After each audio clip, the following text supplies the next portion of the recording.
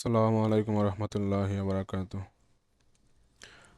আজকে আমাদের আলোচ্য বিষয় হচ্ছে বীজগাণিতিক রাশি, নবম দশম শ্রেণীর উচ্চতর গণিতের চ্যাপ্টার 2 বীজগাণিতিক রাশি। এটাকে ইংলিশে বলা হয় অ্যালজেব্রিক এক্সপ্রেশন। তাহলে এই অধ্যায়টা হচ্ছে অনেক ইম্পর্ট্যান্ট একটা অধ্যায়, যে অধ্যায় থেকে তোমার সবগুলো পরীক্ষায় তোমার এক্সের কোশ্চেন তুমি কমন পাবা, এরকম একটা অধ্যায় আর কি। তো এটা গুরুত্ব দিয়ে দেখবা। তার অধ্যায়ের শুরুতে আমরা দেখে নিব হচ্ছে এই অধ্যায় শেষে আমরা কী কী টপিক আমরা শিখতে পারবো, কী কী টপিক আমরা এই ভিডিও সিরিজে আলোচনা করব। তো এগুলো একটু জেনে নেওয়া দরকার আমাদের অধ্যায়ের শুরুতে, হ্যাঁ। আর কোন কোন টপিক এমসিকিউর জন্য ইম্পর্টেন্ট, কোন কোন টপিক সিকিউর জন্য ইম্পর্টেন্ট, হ্যাঁ, বিষয়গুলো শুরু থেকে জেনে নেওয়া ভালো। তাহলে আমরা এখানে দেখি আমাদেরকে যে বিষয়গুলো আলোচনা করতে হবে তার মধ্যে প্রথম যে টপিকটা আসতেছে ওটা হচ্ছে বহুপদী। বহুপদী কি, বহুপদী কিভাবে তৈরি হয়, হ্যাঁ, এটা কেন প্রয়োজন, সেগুলো আমরা দেখব। হ্যাঁ, এরপর বহুপদী দেখার পাশাপাশি তার বৈশিষ্ট্য আছে, এই বৈশিষ্ট্যগুলো আমাদেরকে কী করতে হবে, বের করতে হবে, ঠিক আছে। তাহলে একটা বহুপদী সমীকরণ দিয়ে দিবে, ওই সমীকরণ থেকে তোমাকে বের করতে বলবে মাত্রা, ওই সমীকরণের মাত্রা কত, মুখ্য পদ কি, হ্যাঁ, এরপরে হচ্ছে মুখ্য সহগ কোনটা, এরপরে কনস্ট্যান্ট ভ্যালু বা ধ্রুবপদ কোনটা, ঠিক আছে। তাহলে এগুলো কিসের জন্য ইম্পর্টেন্ট, এমসিকিউর জন্য ভেরি ভেরি ইম্পর্টেন্ট। তো আমরা বিষয়গুলো দেখবো। এরপর হচ্ছে বহুপদীর যোগ করতে পারবো, বিয়োগ, গুণ এবং ভাগ, এগুলো কিভাবে করে এগুলো একটু দেখবো।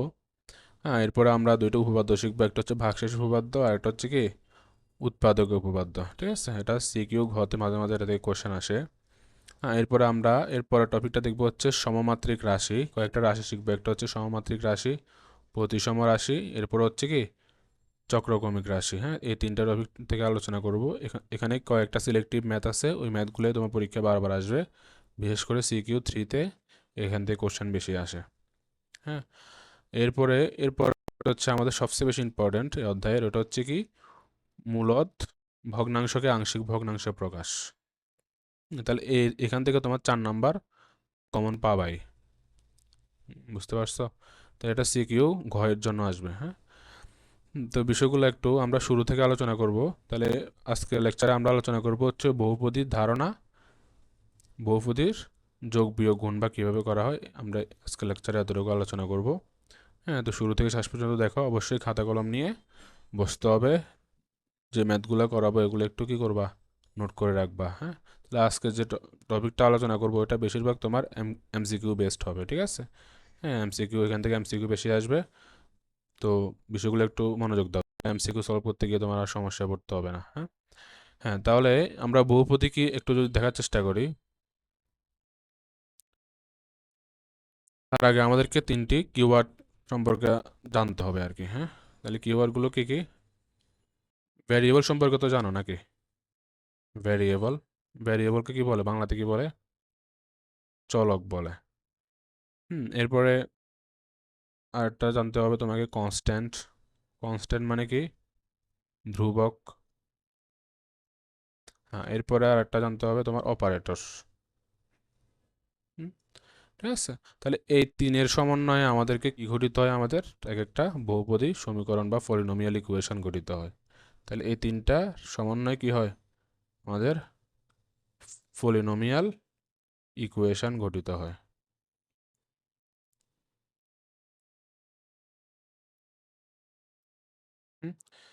পলিনোমিয়াল মানে কি, পলিনোমিয়াল মানে হচ্ছে বহুপদী, হ্যাঁ। ভ্যারিয়েবল কি, ভ্যারিয়েবল এমন একটা জিনিস বা এমন একটা প্রতীক যার মান কি হতে পারে, চেঞ্জ হইতে পারে বা পরিবর্তন হইতে পারে, হ্যাঁ। এরপর কনস্ট্যান্ট মানে কি, কনস্ট্যান্ট মানে এটার মান নির্দিষ্ট থাকবে, হ্যাঁ, তুমি চাইলে এটার মান চেঞ্জ করতে পারবে না, ওটার মান, ধরো আমরা পাই, হ্যাঁ, পায়ের মান কি সবসময় নির্দিষ্ট না, 3.1416, ঠিক আছে, বা 1 2 3, হ্যাঁ, এগুলো এক একটা কি ভ্যারিয়েবল। অনেক সময় ভ্যারিয়েবলকে প্রতীক চিহ্ন হিসেবে স্মল a b c এগুলো দিয়ে ইউজ করা হয়, ঠিক আছে। তাহলে অ্যালফাবেটের প্রথম শুরুর দিকে যে অ্যালফাবেটগুলো আছে এগুলোকে আমরা কনস্ট্যান্ট হিসেবে ইউজ করি, বেশিরভাগ সময় মাথা রাখবা এগুলো কনস্ট্যান্ট হিসেবে ইউজ করা হয় আর কি। হ্যাঁ, এরপরে খেয়াল করতে হবে তোমার অপারেটর। হ্যাঁ, অপারেটর কি, যেমন প্লাস মাইনাস, মাল্টিপ্লিকেশন সাইন, এরপরে ডিভিশন সাইন। হ্যাঁ, তাহলে এগুলোকে একটা কি অপারেটর। তাহলে এই তিনের সমন্বয়ে আমাদের এই পলিনোমিয়াল ইকুয়েশনটা গঠিত হয়। তাহলে কীভাবে গঠিত হয় এটা আমাদের দেখার বিষয়। তাহলে আমি একটা ইকুয়েশন লিখি, ধরো ax⁻³ plus bx² plus cx plus d। তাহলে এখানে খেয়াল করো তো, a একটি কি constant, b constant, c constant, d constant. হ্যাঁ, এরপরে এখানে কি x একটি কি চলক। হ্যাঁ, এরপরে ax আরেকটা চলক, এটা একটা চলক। এখানে এটার সাথে কি চলক কি আছে না নাই? অবশ্যই আছে। এটার উপর চলকটা কি x⁻0। তাহলে x⁻0 এটার মান কত? 1, ওই জন্য এটা লেখা হয় না আর কি। কয়েকটা অপারেটরের সমন্বয় যখন কি হবে যুক্ত হবে, তাহলে এটাকে আমরা বলবো হচ্ছে পলিনোমিয়াল ইকুয়েশন। পলিনোমিয়াল ইকুয়েশন,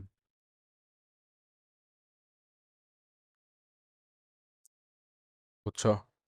হুম, এরপর এখানে খেয়াল করো, তাহলে পলিনোমিয়াল ইকুয়েশন বা বহুপদী আমাদের তিন ধরনের হতে পারে। একটা হচ্ছে এক চলকের বহুপদী। হ্যাঁ, এক চলকের বহুপদী কি, যেমন তার সাথে একটা কনস্ট্যান্ট ভ্যালু থাকতে পারে, চলক থাকতে পারে এবং তার পাওয়ার থাকতে পারে। হ্যাঁ, ওইটাকে আমরা পি ধরলাম। তাহলে এটাকে বলা হচ্ছে সহগ, এটাকে বলা হচ্ছে কি সহগ। আর এই এক্সটাকে বলা হচ্ছে কি চলক। আর উপরে যে পিটা আছে পাওয়ার আকার, এটাকে বলা হচ্ছে মাত্রা বা ঘাত। মাত্রা বা ঘাত, বুঝছো?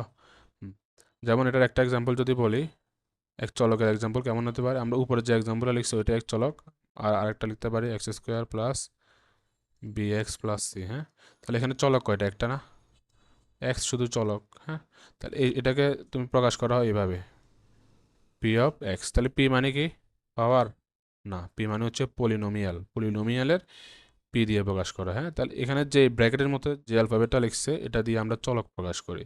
তাহলে এখানে চলক হিসাবে বলছে কি তুমি এক্সকে চলক ধরে করো, তাহলে কি এ বি এগুলোকে চলক ধরতে পারবা?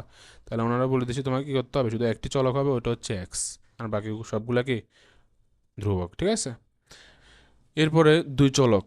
তাহলে আমরা প্রত্যেকটা বহুপদীর চারটা জিনিস বের করতে হবে। কয়টা জিনিস বের করতে হবে? চারটা, উপরে লিখে দিয়েছিলাম। একটা কি মাত্রা কি, মুখ্য পদ কি, মুখ্য সহগ কি এবং ধ্রুবপদ কি।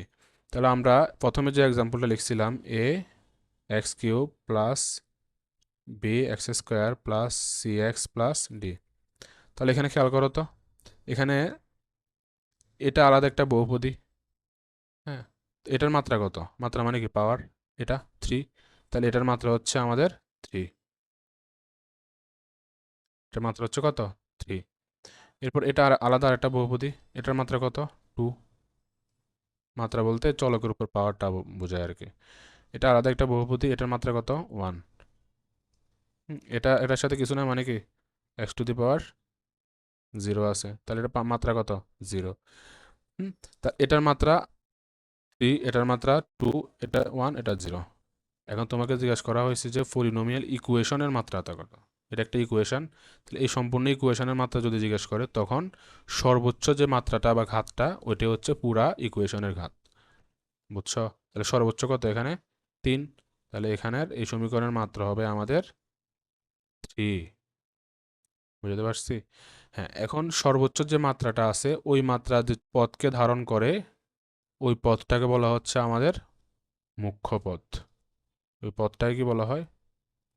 মুখ্য পদ। তাহলে আমাদের মুখ্য পদ হবে কি a(x³)। এই সম্পূর্ণটা হচ্ছে আমাদের কি মুখ্য পদ। হ্যাঁ, তো এটা যদি মুখ্য পদ হয় তাহলে মুখ্য পদের সহগ কত? এ, এ না, এ। তাহলে আমাদের পরের টার্মটা কি ছিল? মুখ্য সহগ। তাহলে আমাদের মুখ্য সহগ কি হবে?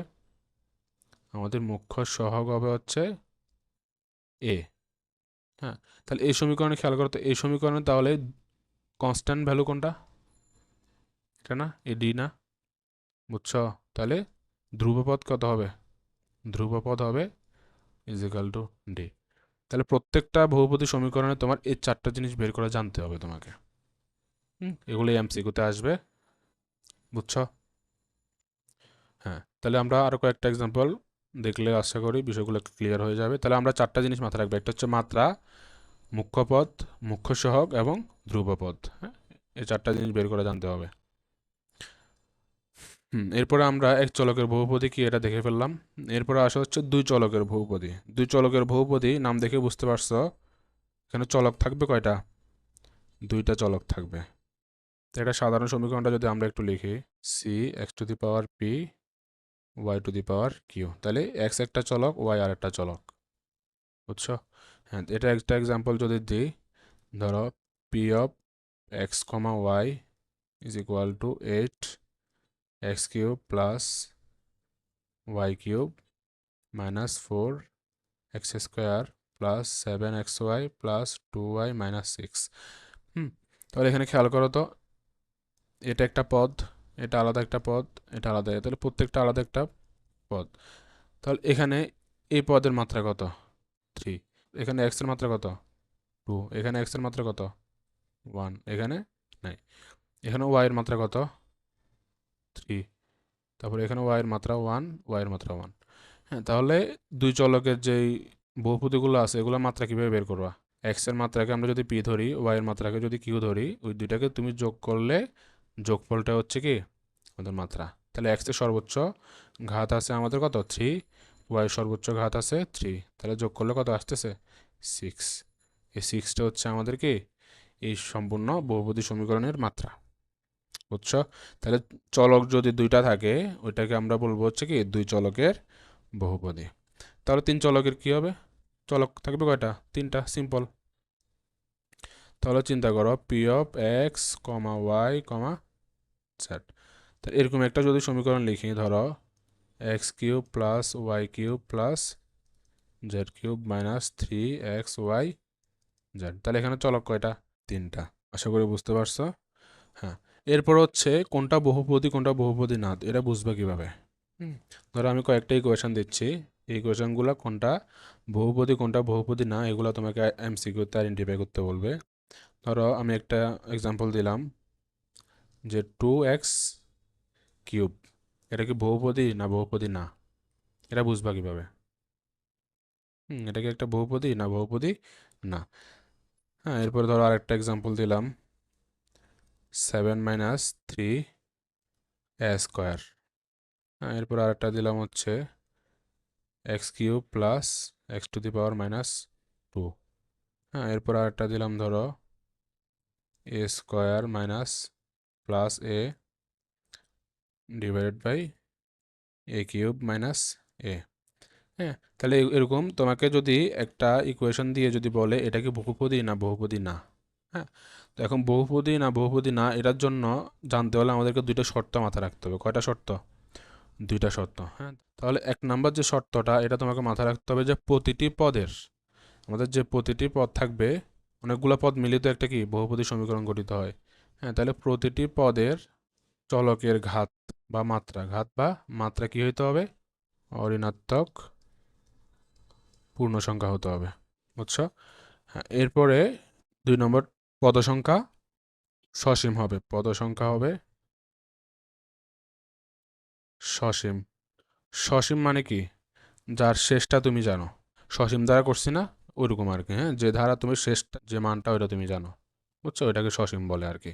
তাহলে এই দুইটা জিনিস তোমাকে মাথায় রাখতে হবে যে সসীম হইতে হবে পদ সংখ্যা এবং প্রতিটি পদের চলকের ঘাত কি হইতে হবে? অঋণাত্মক পূর্ণ সংখ্যা। হ্যাঁ, তাহলে অঋণাত্মক পূর্ণ সংখ্যা বলতে কি বোঝায় এই বিষয়টা নিয়ে যদি একটু আলোচনা করি, তাহলে অঋণাত্মক মানে কি? Non negative. হ্যাঁ, তাহলে নন নেগেটিভ কি আছে? 0 1 2 3 এরকম। হ্যাঁ, তারপর কি বলছে? পূর্ণ সংখ্যা, তাহলে এটা কি পূর্ণ সংখ্যা হইতে হবে, অবশ্যই কি হইতে পারবে না? ভগ্নাংশ হইতে পারে, মানে ধরো 1/2, হ্যাঁ 3/2 এরকম হইতে পারবে না আর কি, এরকম ভগ্নাংশ সংখ্যা হতে পারবে না। তাহলে প্রথমত তোমাকে অঋণাত্মক হইতে হবে, অর্থাৎ কি নেগেটিভ হওয়া যাবে না, মানে ধরো -1 -2 এরকম হওয়া যাবে না। তারপরে পূর্ণ সংখ্যা হইতে হবে, ভগ্নাংশ হওয়া যাবে না। ঠিক আছে, তাহলে এই দুইটা শর্ত মাথায় রাখতে হবে। তাহলে এই দুইটা শর্ত যদি তোমার মানে, তাহলে ওইটা বহুপদী হবে, না হলে কি হবে না? বহুপদী হবে না। তাহলে আমাদের প্রথম যে ইকুয়েশনটা দেওয়া আছে ওইখানে খেয়াল করো। তাহলে আমাদের প্রথম খেয়াল রাখতে হবে ঘাত। হ্যাঁ, পদের ঘাত, এটা কি অঋণাত্মক পূর্ণ সংখ্যা কিনা? এখানে দেওয়া আছে কত? 3। আমরা দেখতে পাচ্ছি এটা একটা কি পূর্ণ সংখ্যা, তারপর এটা একটা কি অঋণাত্মক, মানে কি পজিটিভ ভ্যালু। হ্যাঁ, তাহলে প্রথম শর্ত মানছে। এরপরের শর্ত কি ছিল? সসীম কিনা, পদ সংখ্যা সসীম কিনা। তাহলে আমরা এখানে দেখতেছি কি একটি মাত্র পদ সংখ্যা আছে। হ্যাঁ, তাহলে দেখতে পাচ্ছি এটা কি সসীম, অসীম না। এটা শেষটা জানি। হ্যাঁ, তাহলে এটা একটা কি আমাদের বহুপদী, আমরা এটাকে বলতে পারি, বুঝছো? এটাকে আমরা একটা বহুপদী বলতে পারি। এরপরে পরের এক্সাম্পলে চলে যাও। হ্যাঁ, এটা ধ্রুবক, এটা হচ্ছে চলক। হ্যাঁ, তাহলে চলকের উপর যে পাওয়ারটা এটাকে মাত্রা বলি আমরা। তাহলে খেয়াল করো তো, মাত্রা কত? 2। তাহলে এই 2 এটা কি অঋণাত্মক পূর্ণ সংখ্যা? অবশ্যই পূর্ণ সংখ্যা। এবং অঋণাত্মক মানে কি এটা পজিটিভ ভ্যালু। হ্যাঁ, তাহলে আমাদের প্রথম শর্ত মানছে। এরপরে শর্ত কী ছিল? পদ সংখ্যা সসীম কিনা। হ্যাঁ, আমরা দেখতে পাচ্ছি কি পদ সংখ্যা 2টা মাত্র। হ্যাঁ, তাহলে এটাও সসীম, আমরা গুনতে পারতেছি। হ্যাঁ, তাহলে এটা একটা কি বহুপদী। এরপর একটা খেয়াল করো, এরপর একটা কি বলছে তোমাকে, এটা একটা চলক, এটা একটা চলক, তাহলে এই চলকের উপর পাওয়ার কি আছে? অঋণাত্মক পূর্ণ সংখ্যা। হ্যাঁ, এরপর এটা এটা খেয়াল করো তো, -2। সর্বপ্রথম এটা একটা পূর্ণ সংখ্যা, এই শর্ত মানছে। বাট এরপরে বলছে কি এটা নেগেটিভ, বাট আমাদেরকে বলছে অঋণাত্মক, নন নেগেটিভ হইতে হবে, নেগেটিভ হওয়া যাবে না। তাহলে এই এক্স, এই এক্সটা, এই চলকটা কি করছে? শর্ত মানলেও এটা কিন্তু মানে নেই, তাহলে সবগুলা মানতে হবে। যতগুলো চলক দেওয়া থাকবে সবগুলা শর্ত মানতে হবে, ঠিক আছে? তাহলে যেহেতু একটা মানে নেই, তাহলে এটা আমাদের কি হবে না? বহুপদী হবে না। তাহলে আমাদের প্রথম শর্ত মানে নাই, পরের শর্ত আমরা চেক করার দরকার নেই। হ্যাঁ, এরপর এটা খেয়াল করো, তাহলে এটা একটা চলক, এখানে একটা চলক, এটা একটা চলক, এটা একটা চলক, তাহলে এটার পাওয়ার কত? 2। তাহলে এটা কি অঋণাত্মক পূর্ণ সংখ্যা? এটা পাওয়ার কত? 1। কিছু না মানে কি 1। এটা পাওয়ার কত? 3। এটা পাওয়ার কত? 1। তাহলে এখানে কোশ্চেন আসতে পারে, তাহলে এটা তো তাহলে কি বহুপদী হয়ে যাচ্ছে, এটার পদ সসীম। কিন্তু এটা বহুপদী না। এটা কি না? বহুপদী না। তুমি চিন্তা করো, এটা কি ভাগাকার আছে না? তাহলে ভাগাকার থাকলে তাদের পাওয়ার কি হয়ে যায়? তুমি এই পুরো অংশটাকে তুমি যখন বাইরে লিখবা, a² + a, হ্যাঁ, তাহলে এই অংশটা কি আকারে থাকতেছে? ভাগাকারে না? বুঝতে পারতেছ? ভাগাকার থাকলে তাদের পাওয়ারগুলো কি আর পজিটিভ থাকবে? আমরা যখন এটা লিখবো, পাওয়ার আগে লিখতে যাবো, তখন এটা কি নেগেটিভ হয়ে যাবে না? হুম? তো এটা কি না আমাদের বহুপদী? এটা বলতে পারবো না। হ্যাঁ, তাহলে এমসিকিউতে এই বিষয়গুলো মাথায় রাখবা। হ্যাঁ, এরপরে তোমাকে যদি বলে যে 1, হ্যাঁ, এই 1 এটা কি বহুপদী কিনা? এখন তুমি বলবা কি যে না স্যার, এটা কোনো চলক না, তাহলে এটা বহুপদী না। কিন্তু এটা একটা বহুপদী। কিভাবে? আসো ব্যাখ্যা করে। 1 জায়গায় কি লিখতে পারি আমরা? x⁴0 এটা লিখতে পারি না? তাহলে খেয়াল করো তো, এক্স একটা চলক, তার পাওয়ার কি 0। এটা কি অঋণাত্মক পূর্ণ সংখ্যা, তাহলে এটা পদ সংখ্যা সসীম। তাহলে তো সব শর্ত সবগুলোই মানছে, এটা 1 কেন? বহুপদী। এখন বুঝছো? হ্যাঁ, তাহলে যে কোনো কনস্ট্যান্ট ভ্যালু, এটাকে আমরা কি বলতে পারবো? মানে বহুপদী বলতে পারবো, ঠিক আছে? তো এখন তোমাকে যদি জিজ্ঞেস করি 5, এটা কি বহুপদী কিনা? হ্যাঁ, এটা বহুপদী। কেন? এটার সাথে মনে মনে তুমি 1 কি আছে? গুণ আছে। হ্যাঁ, তাহলে 1 এর জায়গায় তুমি লিখতে পারবা কি x³, x⁴0, ঠিক আছে? তাহলে এটা লিখলে তুমি এটার জায়গায় 1 লিখতে পারো। তো আলটিমেটলি সকল ধরনের পূর্ণ সংখ্যাকে তুমি কি বলতে পারবা? বহুপদী বলতে পারবা। এরপরে আরেকটা কোশ্চেন আসতে পারে যে 0, এটা কি কোনো বহুপদী কিনা? 0 বহুপদী কিনা? এখন কোশ্চেন হচ্ছে, তুমি এটাকে বহুপদী বলতে পারো, আবার নাও বলতে পারো। কিভাবে? খেয়াল করো। তাহলে এটার সাথে মনে মনে তোমার কি গুণ থাকতে পারে? 1 গুণ থাকতে পারে। তুমি বললা যে না, এটার সাথে মনে মনে 1 গুণ আছে, তাহলে তুমি কি লিখতে পারো? 0 × x⁴0। তাহলে এটা কি পাওয়ার কি আছে? অঋণাত্মক পূর্ণ সংখ্যা, তাহলে এটা একটা বহুপদী হতে পারে। আরেকজন বললো যে না, শূন্যর সাথে কি দিব? 2 দিব। তো এটা একটা কি? তাহলে তুমি শূন্যর সাথে যা ইচ্ছা তুমি দিতে পারো আর কি। হ্যাঁ, আরেকজন বললো যে না, আমি শূন্যর সাথে ধরো x⁻−1 দিব। তাহলে এই -1টা কি, এটা কি বহুপদী? না। তো এটা তুমি যখন করবে, তাহলে আলটিমেটলি শূন্যই আসতেছে। তাহলে এটা তখন এখানে কন্ট্রোভার্সি সৃষ্টি হবে। হ্যাঁ, কেউ বলবে যে বহুপদী, কেউ বলবে যে বহুপদী না। বাট এখানে মাথায় রাখবা 0 একটি বহুপদী। হ্যাঁ, এটা মাথায় রাখবা, ডিফল্টভাবে মাথায় রাখবা আর কি, ঠিক আছে? এটা এমসিকিউতে আসলে চোখ বন্ধ করে দাগা দিবা, শূন্য একটি কি বহুপদী, আর সবগুলো তো বের করতে পারবাই। হ্যাঁ, এই দুইটা শর্ত মাথায় রাখবা, শর্ত অনুযায়ী তোমাকে কি করতে হবে? বের করে ফেলতে হবে, ঠিক আছে? ধরো তোমাকে আরেকটা এক্সাম্পল দিলাম, √x + x⁵ +3। বললাম যে এটা কি বহুপদী কিনা? কি মনে হচ্ছে, এটা কি বহুপদী? রুট মানে কি? রুট মানে পাওয়ার হাফ না? বাট এখানে খেয়াল করো তো, এক্স এর পাওয়ার কি হাফ? তাহলে হাফ কি অঋণাত্মক কিনা? অবশ্যই অঋণাত্মক। বাট এটা কি পূর্ণ সংখ্যা না ভগ্নাংশ? এটা ভগ্নাংশ। তাহলে ভগ্নাংশ হতে পারবে? পারবে না। তাহলে এটা আমাদের বহুপদী না। বুঝছো? তাহলে এমসিকিউতে এরকম যে কোনো মান আসলে পারবা। তাহলে আরেকটা এক্সাম্পল দিলাম, 1/x + 3x + x²। তাহলে 1/x কে তুমি কি আগে লিখতে পারবা? x⁻−1 এই আগে লিখতে পারবা না? হ্যাঁ, তাহলে যেহেতু মাইনাস চলে আসছে, পাওয়ার পর এগুলো না দেখলেও হবে। এখানে যেহেতু মাইনাস চলে আসছে, এটা কি অঋণাত্মক পূর্ণ সংখ্যা না? প্রথম শর্ত আমাদের মানতেছে না। তাহলে এটা কি না, এটা একটা বহুপদী না। তুমি গাইড খুললে দেখবা অসংখ্য এমসিকিউ এখান থেকে আসছে। এরপরে আমরা কয়েকটা ম্যাথ করি, চলো। এই ম্যাথটা তুমি আমার সাথে সাথে প্রশ্নটা লিখো, হ্যাঁ। পি অফ এক্স মানে এক্স হচ্ছে চলক, 3x³ plus 2x² minus 7x+8। তাহলে এটা যদি আমাদের বহুপদী সমীকরণ হয়, পি অফ 2, পি অফ -2 এবং পি অফ হাফ, এগুলোর মান কত? এটার মিনিং কি? এটার মিনিং হচ্ছে তোমার এক্স এর যে চলকটা, আমরা জানি এটা চলক, চলক মানে কি যার মান চেঞ্জ হতে পারে, হ্যাঁ। তাহলে তুমি এক্স এর জায়গায় তোমাকে বলছে 2 বসাইতে, 2 বসায় দেখো মান কত আসে। এরপরে এক্স এর জায়গায় -2 বসাবা, এরপরে হাফ বসাবা, হ্যাঁ। বসাই এই তিনটার মান ক্যালকুলেশন করতে বলছে।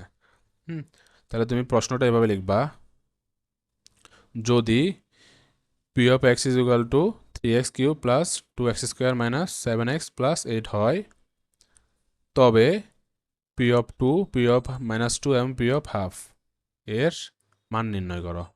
বুঝছো? সম্পূর্ণ প্রশ্ন আমি লিখি নাই, তুমি লিখে নিবা। তাহলে এখন আসি আমরা মান নির্ণয় কীভাবে করা যায়। তাহলে পি অফ 2 মানে কি, এখানে কি ছিল, এক্স ছিল, তাহলে এক্সের জায়গায় 2, তার মানে কি যত জায়গায় এক্স আছে সব জায়গায় কী হয়ে যাবে, 2 দিয়ে আমরা রিপ্লেস করে দিব। তাহলে 2³ 2 into 2 square minus 7 into 2 plus কত 8, হ্যাঁ। এরপর এটা ক্যালকুলেশন করে কত আসবে, 2³ করলে কত আসে 8, 3 কত 24।